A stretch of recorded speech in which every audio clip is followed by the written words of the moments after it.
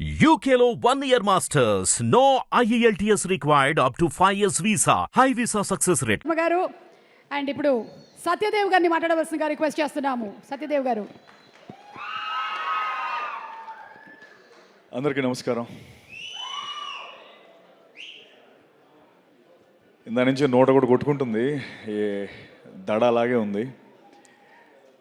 అయితే చాలా అన్నయ్య వెళ్ళే చాలా ఈవెంట్స్ నేను చూస్తూ ఉంటాను. అక్కడ డైరెక్టర్స్ కానీ, యాక్టర్స్ కానీ, ప్రొడ్యూసర్స్ కానీ. అయితే ఒకటి ముఖ్యంగా సుమగారికి నేను థ్యాంక్స్ చెప్పాలి. సుమగారు థ్యాంక్ యూ వెరీ మచ్. అన్నయ్య నా ఎదురుగా లేకుండా కొంచెం వెనకాల పెట్టి నన్ను సేవ్ చేశారు.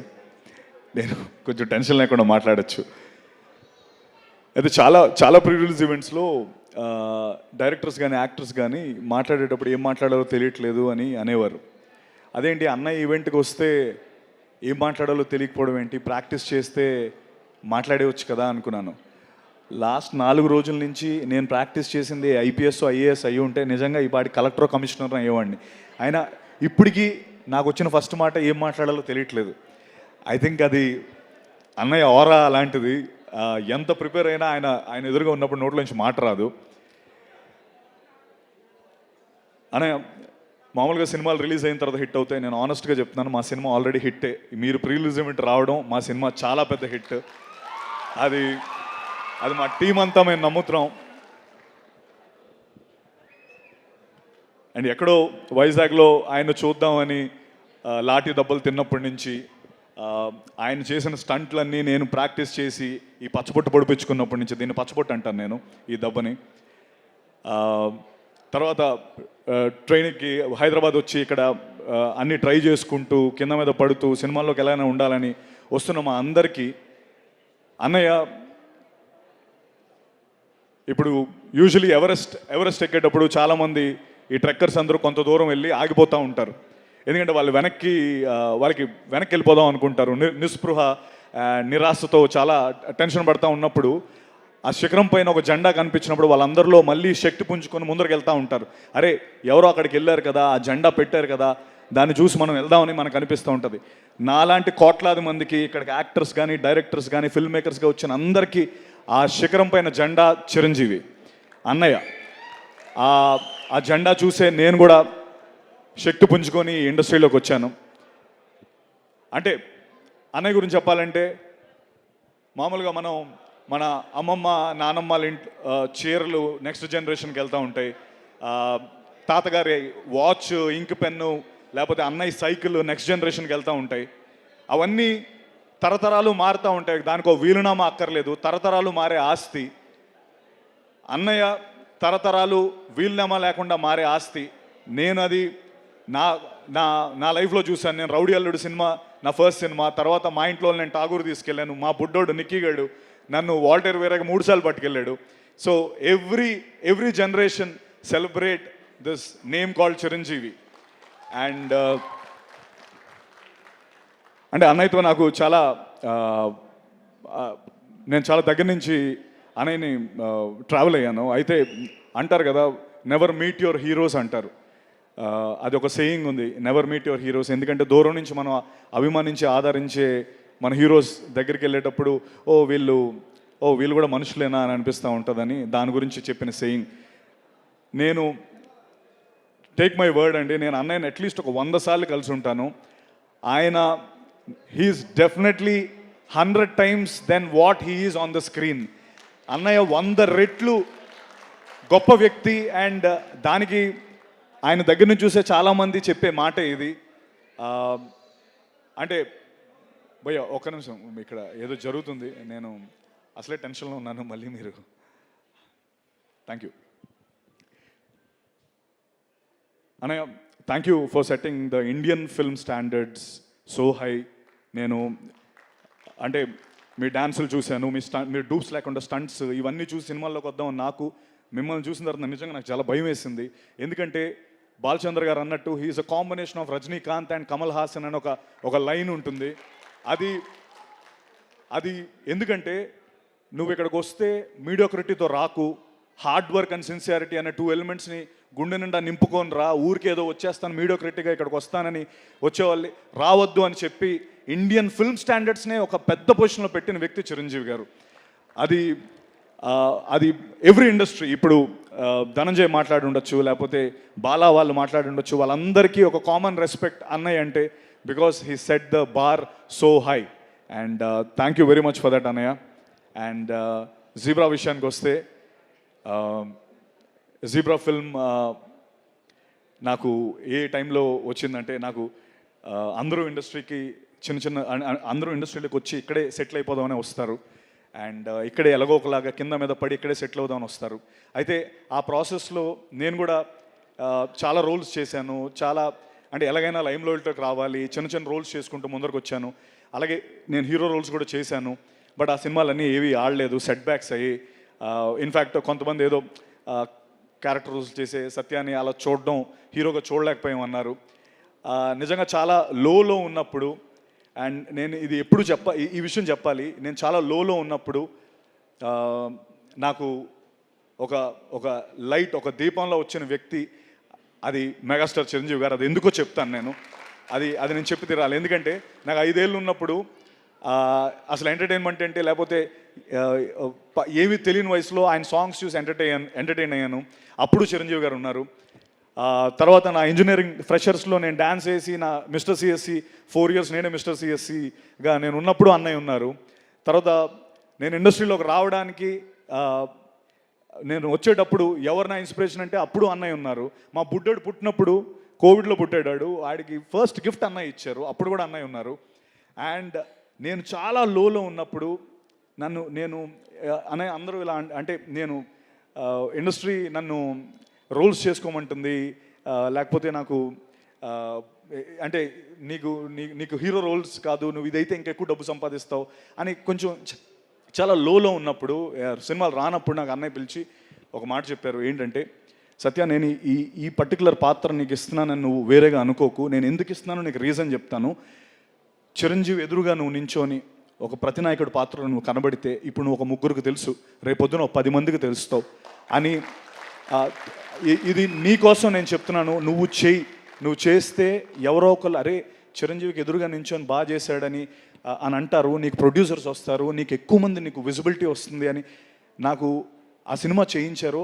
Trust me, that is the biggest high in my life. God father అనే సినిమా నా బిగ్గెస్ట్ హై. ఎందుకంటే ఈ విషయం నేను చెప్పాలి. ఎందుకంటే నేను గాడ్ ఫాదర్ సెట్స్లోకి వెళ్తున్నప్పుడు కానీ, లేకపోతే ఇండస్ట్రీలో చాలామంది వ్యక్తులు కానీ, అరే చిరంజీవి ఎదురుగా ఎవరు సత్యదేవ్ అంట, చిరంజీవి ఎదురుగా ఆ వ్యక్తి ఏంటి, ఆయనకి సరిపోడనో, లేకపోతే ఇన్ఫ్యాక్ట్ నేను అది చాలాసార్లు ఫీల్ అయినా. అన్నయ్య మీరు పర్లేదా అంటే, నేను సెట్స్లోకి వెళ్తున్నప్పుడు కూడా అంటే అది వాళ్ళ తప్పు కాదు,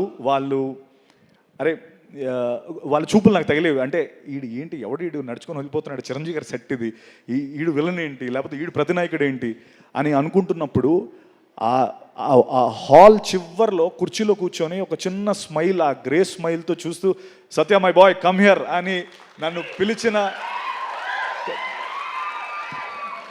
కమ్ హియర్ బ్రదర్ అని చెప్పి కూర్చోబెట్టి, ఏంటి నీకు ఏమైనా టెన్షన్గా ఉందా, లేకపోతే ఏమైనా ట్రస్ట్ మీ, ఎవ్వరు నేను నమ్మక్కర్లేదు, నేను నమ్ముతున్నాను.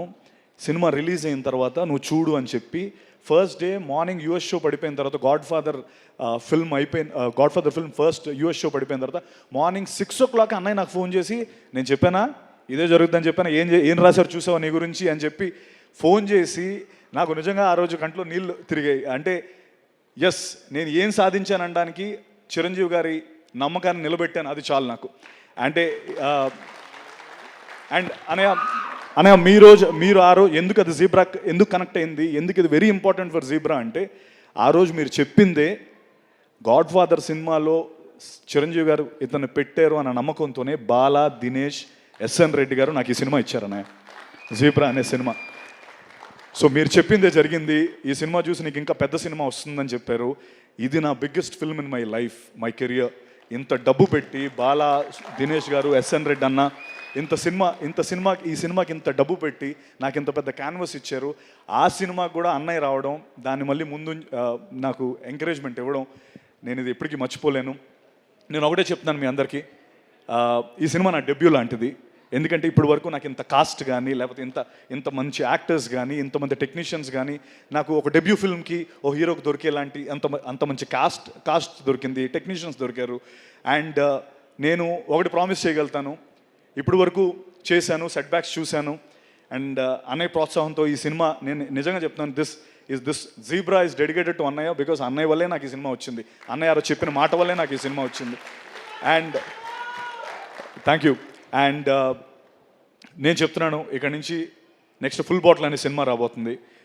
అందులో నేను ఒక తాగుబోతు క్యారెక్టర్, ఒక ఆటో డ్రైవర్ క్యారెక్టర్ చేశాను. అది కూడా సూపర్ ఎంటర్టైనర్, అది క్రేజీ ఎంటర్టైన్. ఇక్కడ నుంచి ఐ ప్రామిస్ యూ ఒక కొత్త సత్యదేవన్ మీరు చూస్తారు. నేను I'll make sure I'll give you the best films, and love you all for always encouraging me. And just Bala Dinesh, thank you.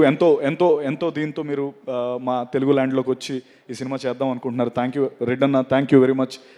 Me support నేను ఎప్పటికీ మర్చిపోలేను. You're the backbone of the film. అలాగే Dhana, my brother, we became so, అంటే Dhana career నా career almost ఒకలాగే ఉంటుంది. And మీ ఇద్దరం దాని గురించి ఎప్పుడు మాట్లాడుకుంటాం. ఇన్ఫ్యాక్ట్ నాకు ఎప్పుడైనా ఇంకా అంటే నా మీదకి ఏదైనా నేను వచ్చిందంటే ఫస్ట్ ధనాకు ఫోన్ చేసి, ధనా నాకు ఇలా ప్రాబ్లం ఉందని చెప్పి అంత క్లోజ్ అయ్యాం. Thank you Dhana. And Eshwar Karthik, definitely buddy. జనరల్గా నా లెవెల్ వరకు వచ్చేటప్పటికి స్క్రిప్ట్స్ అన్నీ ఫిల్టర్ అయిపోతాయి, బట్ నాకు ఫస్ట్ ఈ కథ తెచ్చినందుకు నేను నీకు రుణపడి ఉంటాను Eshwar. Thank you so much. And one last time, sorry Prashanth, thank you Prashanth, busy స్కెడ్యూల్లో వచ్చావు, thank you very much. Ravi garu, thank you so much sir, ఈ సినిమాని సపోర్ట్ చేస్తున్నందుకు thank you very much. Amrutha, Jennifer, thank you very much. And megastar, నేను ఇంకా చాలా మాట్లాడదాం అనుకున్నాను గురు. నాకు నిజంగా ఇప్పటికీ ఆ టెన్షన్ ఇంకా ఆడుతూనే ఉంది. అంటే ఇక్కడ వచ్చిన చాలామంది నాకు ఫోన్లు చేసి నేను ఈ ఈవెంట్కి రావాలని చాలామంది అడిగారు, బట్ నేను ఓన్లీ కొంతమందికి అకామిడేట్ చేయగలను. వాళ్ళందరూ ఒక్కసారి ఆనండి తెలుస్తుంది అందరికి. అది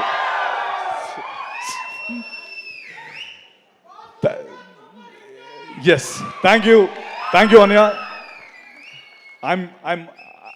I'm always your proud bacha. That's all I can say. Thank you. Thank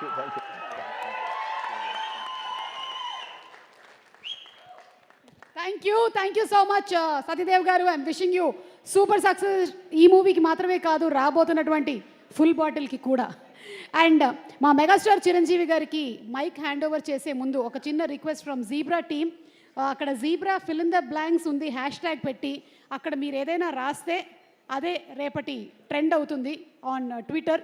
so requesting you to just fill in zebra తర్వాత మీరేం రాయాలనుకుంటున్నారో, whatever you want to write after zebra.